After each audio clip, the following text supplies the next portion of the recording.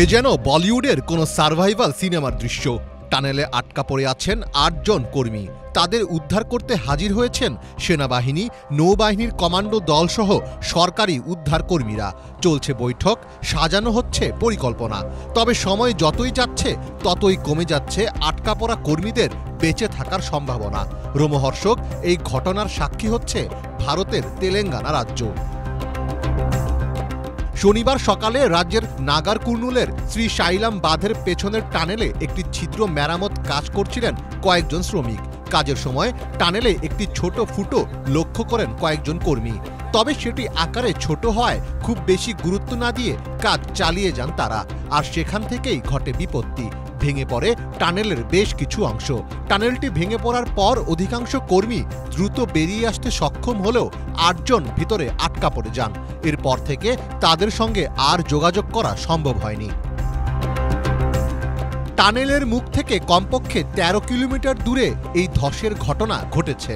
উদ্ধারকারীরা তাদের ১০০ মিটার কাছাকাছি পৌঁছে গেছে। তবে সংশ্লিষ্টরা বলছেন, সুড়ঙ্গের ভেতরে কাদামাটির অনেক উঁচু স্তূপ জমে যাওয়ায় এগিয়ে যাওয়া প্রায় অসম্ভব হয়ে গেছে। ঘটনাস্থলে উপস্থিত বিশেষজ্ঞদের কেউই ঘন কাদামাটির প্রাচীর ভেদ করে আটকে পড়া ব্যক্তিদের কাছে পৌঁছানোর কোনো উপায় বের করতে পারেননি। কাদার উচ্চতা বাড়তে বাড়তে ১১ ফুট হয়ে গেছে। ফলে ভিতরে কি হচ্ছে সেটিও সহজে দেখা যাচ্ছে না। আমরা মনিটরের সাহায্যে সবাইকে ভেতরের অবস্থা দেখাতে পারি।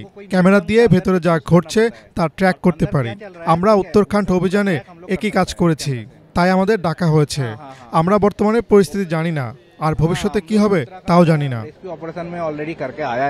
কর্মকর্তারা বলেছেন, সম্পূর্ণ উদ্ধার কাজ শেষ করতে ৩ থেকে ৪ দিন সময় লাগতে পারে। ফলে ভেতরে থাকা কর্মীদের বেঁচে থাকার সম্ভাবনা একেবারেই ক্ষীণ।